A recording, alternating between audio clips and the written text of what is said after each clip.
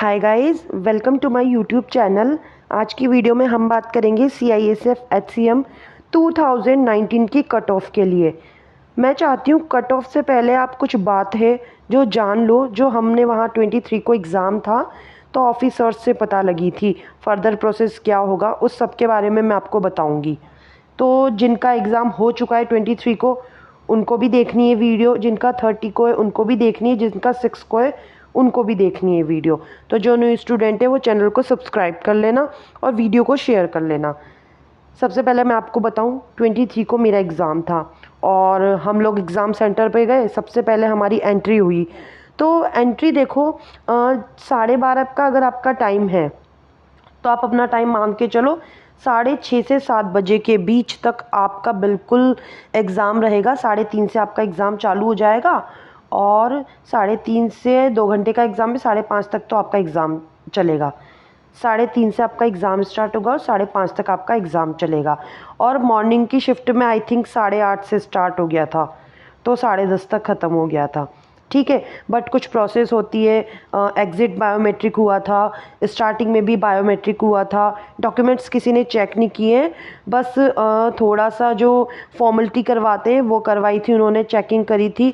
और जो भी आप लोगों का जो उन्होंने OMR शीट दी थी उसको फिलअप करवाया था, तो इसलिए उनको टाइम लग गया था। तो आपको ये दोनों शिफ्ट का आपका टाइम रहेगा। और मैं आपको एक बात और बता दूं, कट ऑफ जानने से पहले आपको ये पॉइंट्स जान लेने चाहिए।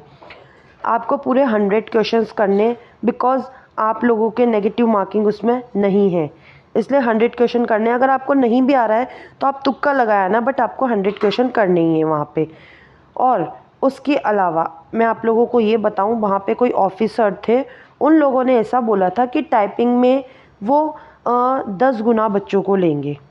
तो मैक्सिमम स्टूडेंट है जिनका टाइपिंग के लिए कॉल आएगा, जिनके पास ये कंफर्म है। उसके बाद मेरिट लिस्ट निकालेंगे वो। और अभी ये एग्ज़ाम 3 डेज़ में हो रहा है तो फिर नॉर्मलाइजेशन भी होगा इसमें। तो अभी कुछ भी नहीं कह सकते कि कट ऑफ क्या रहेगी, बस एक आइडिया लगा सकते हैं कि कट ऑफ इतना जा सकता है। उसके अलावा जो नॉर्मलाइजेशन होगा तभी कंफर्म तो पता लग सकता है। बट जिनका भी एग्ज़ाम हो गया हो, अगर उसके मार्क्स 70 भी आ रहे हैं तो भी आप टाइपिंग ज़रूर करना, because typing major role play करेगा इस एग्ज़ाम में। टाइपिंग में भी उन्होंने हमें बताया था कि आपको 5 मिनट में एक पैराग्राफ करना है और उसमें आप 6 एरर कर सकते हो।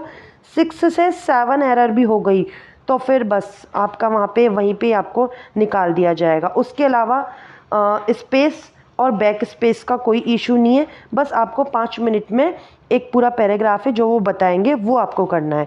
तो मेनली टाइपिंग है और आई थिंक 1 से 2 मंथ में आपका टाइपिंग करा लेंगे, ऐसा उन्होंने बोला था। तो ये वाले पॉइंट्स हैं जो मुझे लगा आप लोगों को भी मैं बता दूं, और कुछ स्टूडेंट होगा जिनको भी पता होगा, बिकॉज़ वहाँ पे जो ऑफिसर्स थे वो ऑलरेडी सब बात बता रहे थे, फर्दर प्रोसेस भी बता रहे थे वो। और वो इतना ही कह रहे थे कि, और जो पेपर का जो पैटर्न था वो बिल्कुल हाई लेवल नहीं था, वो इजी लेवल आप बोल सकते हो, इजी था। अगर आपका बेसिक भी क्लियर होगा तो भी आप पेपर कर ले जाओगे। तो जिनका 30 को एग्ज़ाम है और जिनका 6 को एग्ज़ाम है वो लोग इस बात का ज़रूर ध्यान रखें। आपने दोनों शिफ्ट के पेपर देखे होंगे और उनको सॉल्व भी किया होगा। जीके की बात करते हैं तो जीके में देखो रैंडम क्वेश्चन आ रहा है, कुछ कंफर्म ये नहीं कह सकते कि ये वाला टॉपिक आप पढ़ो। रैंडम वो आपसे क्वेश्चन पूछ रहा है। मैथ्स में 2-3 क्वेश्चन ही होंगे ऐसे जो थोड़ा सा आपको परेशान करेंगे, बाकी सारे क्वेश्चन आप बेसिक से भी कर ले जाओगे। उसके अलावा रीजनिंग की हम बात करते हैं तो रीजनिंग भी हद ईजी आ रही है, कोई बड़ी बात नहीं है। हिंदी और इंग्लिश में से आपको एक चूज़ करना है।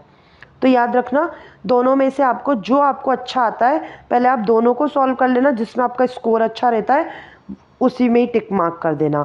और जब भी आप OMR शीट को फिल करोगे तो जब वो इंस्ट्रक्शन दे रहे हैं उसको अच्छे से सुन लेना, बिकॉज़ वहाँ पे बताया गया था कि बहुत से स्टूडेंट ने अपने OMR शीट में इतना ज़्यादा उन्होंने कुछ गलतियाँ करी है जिससे हो सकता है उनकी OMR शीट पूरी हटाई दी जाए, उनका एग्ज़ाम ही हो सकता है कैंसिल कर दिया जाए। ऐसा उन्होंने बताया था बिकॉज उन्होंने गलती इतनी करी है। तो पहले उनकी इंस्ट्रक्शन सुन लेना। अब हम बात करते हैं पहले कट ऑफ की, उसके बाद बाकी बात करेंगे। कट ऑफ के लिए अगर गर्ल्स की अलग जाएगी, बॉयज़ की अलग जाएगी। तो अगर हम जनरल की बात करते हैं तो 80 प्लस तो आप अपनी कट ऑफ मान के चलो। ये नॉर्मलाइजेशन के बाद का बता रही हूँ मैं आपको। नॉर्मलाइजेशन होगा तो किसी शिफ्ट में देखो कुछ नंबर बढ़ भी सकते हैं, किसी शिफ्ट में हो सकता है कम भी हो जाए। तो आप जनरल का और ओबीसी का भी इसके आसपास ही जाएगा, ओबीसी और जनरल का इसके आसपास ही जाएगा।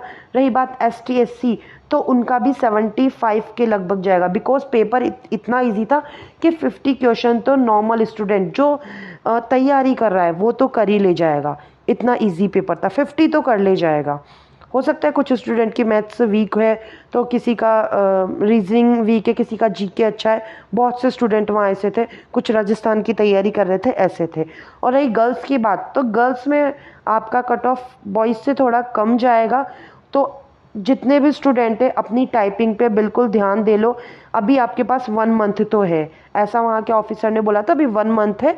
1 मंथ के अंदर आपका वो पूरा रिज़ल्ट भी दे देंगे और उसके बाद ही टाइपिंग होगी। तो 6 तक तो एग्ज़ाम है, तो 6 के बाद ही होगा आपका जो भी रिज़ल्ट आएगा और जो भी फर्दर प्रोसेस होगी। तो टाइपिंग को अच्छे से कर लो। एरर का ध्यान रखना, मेजर रोल प्ले करेगा टाइपिंग। वहाँ पे उन लोगों ने यही बोला है, सबसे ज़्यादा मेन टाइपिंग ही है। तो टाइपिंग स्टार्ट कर देना। जो भी आपने लैंग्वेज चूज़ करिए, इंग्लिश करिए तो इंग्लिश में, हिंदी करिए तो हिंदी में।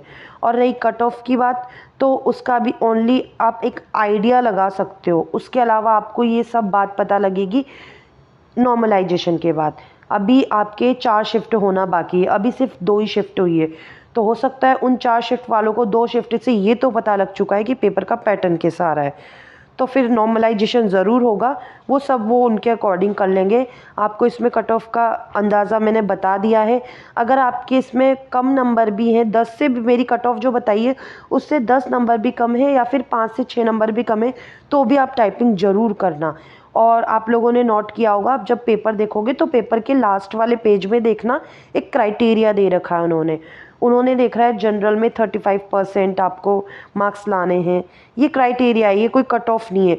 तो वहाँ पे एक ऑफिसर ने ये भी बात बोली थी कि हो सकता है ये इस क्राइटेरिया बेस पे सबको टाइपिंग पे बुला ले, या फिर इसके बेस पे थोड़ा सा कट ऑफ को ज़्यादा बढ़ा दें, तो वो कुछ भी हो सकता है।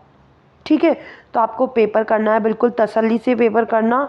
और जिनका अपकमिंग एग्ज़ाम्स है वो जो भी मैं मॉक टेस्ट अपलोड करूँगी उनको ज़रूर से देख लेना, और जो मैंने अभी अपलोड करे वो भी देख लेना।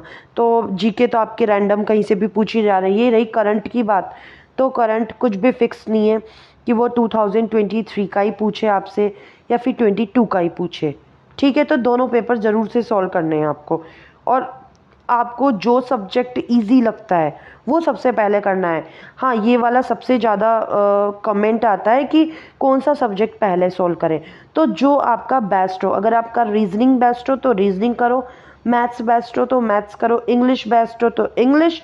और अगर आपका रीजनिंग हो गया, मैथ्स हो गया, इंग्लिश हो गया, उसके अलावा जीके बेस्ट हो तो जीके करना, जो आपका बेस्ट होगा। ठीक है, और टाइमिंग का बिल्कुल आपको ध्यान रखना है। 2 घंटे का आपका टाइम है, उसमें आपको OMR शीट भी फिल करना होता है। और OMR शीट को फिल करने में भी कभी कभी जल्दीबाजी में स्टूडेंट गलत भी कर जा रहा है, एक ही क्वेश्चन में 2 टिक मार्क करके आ रहा है। तो इस बात का ज़रूर से ध्यान रख लेना, वहाँ पे OMR शीट में बहुत ज़्यादा मिस्टेक हो रही है। तो बिल्कुल ध्यान से आपको पेपर करना है। और टाइपिंग की तैयारी तो सभी करो, यही मैं आपको बोलूँगी। तो आपको कुछ भी क्वेरी हो आप कमेंट बॉक्स में कमेंट करना। मिलते हैं नेक्स्ट वीडियो में। Till then keep learning, keep revising, bye bye.